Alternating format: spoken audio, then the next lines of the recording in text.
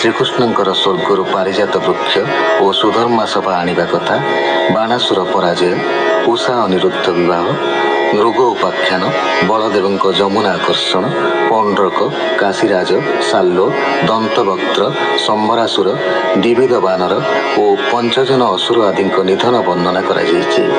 ଏହାପରେ ଏକାଦଶ ସ୍କନ୍ଧରେ ଅଛି ଯଦୁକୁଳ ପ୍ରତି ବ୍ରହ୍ମ ଶାପ, ନିମି ନବଯୋଗୀନ୍ଦ୍ର ସମ୍ବାଦ, କୃଷ୍ଣ ଉଦ୍ଧବ ସମ୍ବାଦ।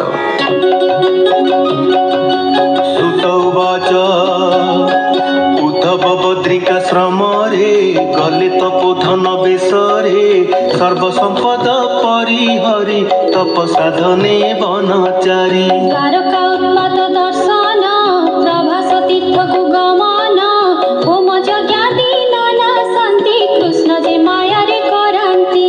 ବାରୁଣୀ ମଧ୍ୟ କଲେ ପାନ ଯାଦବେ ହୋଇ ହତ ଜ୍ଞାନ, ଏରକା ବନେ ଯୁଦ୍ଧ କଲେ ସର୍ବେ ସଂହାର ତହିଁ ହେଲେ। ପ୍ରଦ୍ୟୁମ୍ନ ଶିର ଚକ୍ରେ ଛେଦ ଦେଖି ବଳରାମ ବିଷାଦ, ଦକ୍ଷିଣେ ସର୍ପ ରୂପ ଧରି ବୈକୁଣ୍ଠ ସ୍ଥାନେ ବିଜେ କରି। ମାଘ ଯେ ଅମାବାସ୍ୟା ଦିନ ଅଶ୍ୱତ୍ଥ ମୂଳେ ଭଗବାନ, ଯାରା ସବର ଉପଗତ ପଦ୍ମପାଦରେ ସରାଘାତ।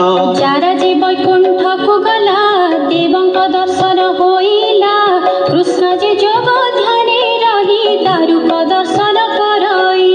ଦ୍ୱାରକା ଦାରୁକକୁ ପେଶି ଶ୍ରୀକୃଷ୍ଣ ବୈକୁଣ୍ଠବାସୀ, ବସୁଦେବାଦି ସ୍ୱର୍ଗ ପ୍ରାପ୍ତି ଯାଦବେ ସଂସ୍କାର ହୁଅନ୍ତି। କୃଷ୍ଣର ଅଷ୍ଟ ପାଟ ନାରୀ ଅଗ୍ନି ପ୍ରବେଶେ ତନୁହାରୀ, ଶେଷେ ଯେ କୃଷ୍ଣ ନାରୀ ଥିଲେ ଅର୍ଜୁନ ତା ଘେନି ଚଳିଲେ।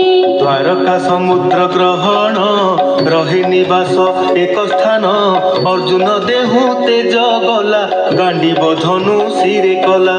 କୃଷ୍ଣ ପତ୍ନୀଙ୍କ ଅନ୍ତର୍ଧାନ ପାଷାଣ ରୂପ ସେ ଧାରଣ, ମଥୁରା ପୁରୀ ସେ ରାଜନ ବଜ୍ର ଅନିରୁଦ୍ଧ ନନ୍ଦନ। ହସ୍ତିନା ନଗରେ ନୃପତି ପରୀକ୍ଷା ଅର୍ଜୁନର ନାତି, ପାଣ୍ଡବଙ୍କ ମହାପ୍ରସ୍ଥାନ ହିମାଳୟ ସ୍ୱର୍ଗାରୋହଣ।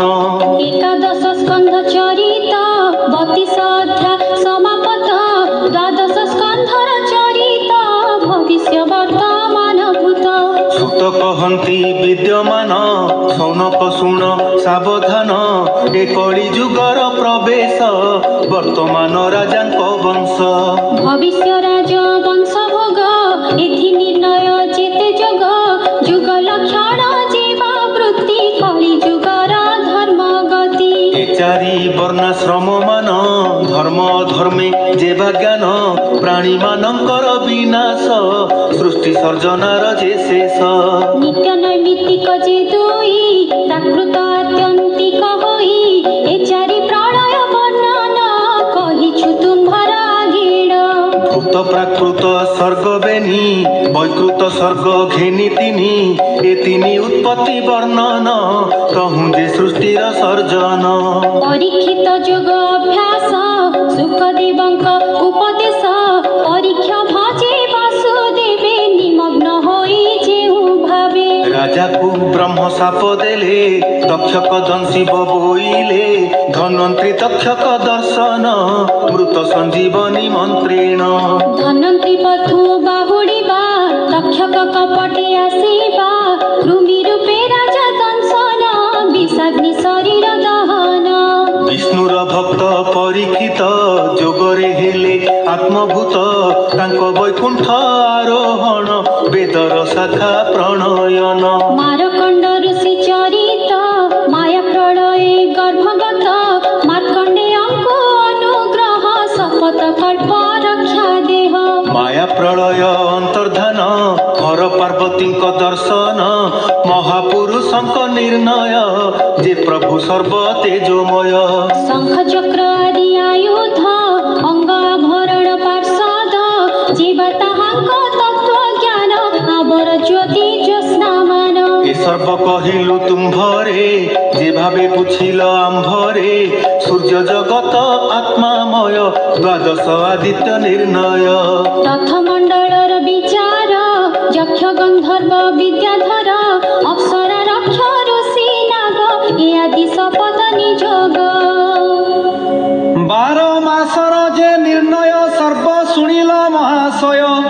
ଚନ୍ଦ୍ରର କ୍ଷୟ ବୃଦ୍ଧି ପୁଣ ଦେବେ କରନ୍ତି ସୁଧାଦାନ।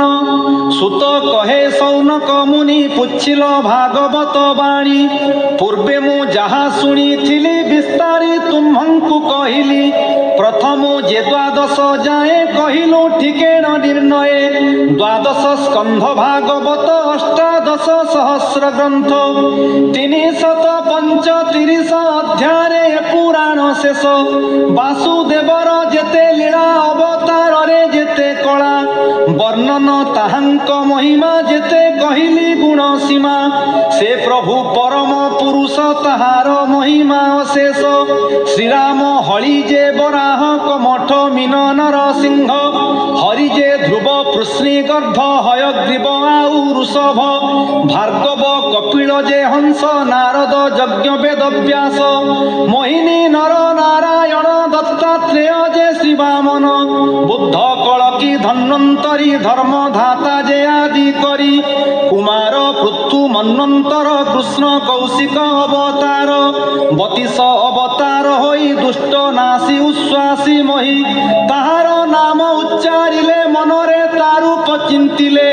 ଶୁଣି ଶୁଣାଇ ଯେବା ଗାଏ ସମନ ଭୁବନେ ନ ଯାଏ। ପ୍ରାଣୀ କ୍ଷୁଧା ତୃଷାର୍ତ ହୋଇ ନାନା ତାପରେ ବ୍ୟଥା ପାଇ। ଚାଲନ୍ତେ ପଥ ହୁଡ଼ି ପଡ଼େ ପାଷାଣେ ଅବା କଣ୍ଟା ବାଡ଼େ। ହେଳା ବା ଶ୍ରଦ୍ଧାରେ ଶୁଣଇ ସଂସାର ସାଗରୁ ତରଇ। ତା ନାମ ଦୃଢ଼େ ଯେ ଭଜନ୍ତି ତା ହୃଦେ ବାସୁଦେବ ସ୍ଥିତି। ଅଜ୍ଞାନ ଅନ୍ଧକାର ଦୂର ନିର୍ମଳ ହୁଅଇ ଶରୀର। ଅନ୍ଧକାରକୁ ସୂର୍ଯ୍ୟ ନାଶେ ମେଘ ଯେହ୍ନେ ପବନ ତ୍ରାସେ। ବାସୁଦେବର କଥା ଛାଡ଼ି ଆନ କଥାରେ ଚିତ୍ତ ବଢ଼ି। ସକଳ ବ୍ୟର୍ଥ ତାର ହଏ କୁହୁକ ବିଦ୍ୟା ଖେଳ ପ୍ରାୟେ। ସେ କୃଷ୍ଣ କଥା ରସ ବିନା କବି ଯେତେ କରେ ବର୍ଣ୍ଣନା। ରସ କଳାରେ ରସି ମନ ସେ ସର୍ବ ବିଅର୍ଥ କାରଣ। ଏଣୁ ଶ୍ରୀକୃଷ୍ଣ କଥା ସାର ସତ୍ୟ ପବିତ୍ର ସୁଧାଧାର। ମଙ୍ଗଳଦାୟକ ଶବ୍ଦରେ ମନରୁ ମଳ ଅପହରେ। ନବୀନ ମନ ମହୋତ୍ସବ ଆନନ୍ଦ କରେ ସର୍ବଜୀବ। ଏ ଦୁଃଖ ଶୋକାର୍ଣ୍ଣବ ମାନ ଶୋଷଣ କରେ ତତ୍କ୍ଷଣ। ଜଗତ ହିତ କୃଷ୍ଣ ନାମ ଯେ କରେ ଶ୍ରବଣ କୀର୍ତ୍ତନ। ଆପଣା ଆତ୍ମାକୁ ତାରଇ ଜଗତ ପୁଣି ନିସ୍ତାରଇ। ଯେ ମୁଖେ ବାସୁଦେବ ବାଣୀ ଗାୟନ ନ କରନ୍ତି ପ୍ରାଣୀ। ତା ବାକ୍ୟ କାକତୀର୍ଥ ବୋଲି ହଂସ ନ କରେ ତହିଁ କେଳି। ଯେ ବାକ୍যে କୃଷ୍ଣ ନାମ ଭଣେ ସେ ପୁଣ୍ୟ ତୀର୍ଥ ପରମାଣେ। ତହିଁ ପରମହଂସ ମେଳି ସେ ପୁଣ୍ୟ ତୀର୍ଥ ମଧ୍ୟେ ବଳି। ତା ନାମ ଧରି ସାଧୁ ଜନ ପତିତ କରନ୍ତି ପାବନ। ଜଗତ ପାପ ବିନାଶଇ ଶ୍ଲୋକେ ଶ୍ଲୋକେ ପାପ ହରଇ। ଏ ଭାଗବତ ଯେ ପଢ଼ନ୍ତି ତତ୍ତ୍ୱ ଜାଣି ବିଷ୍ଣୁ ଭଜନ୍ତି।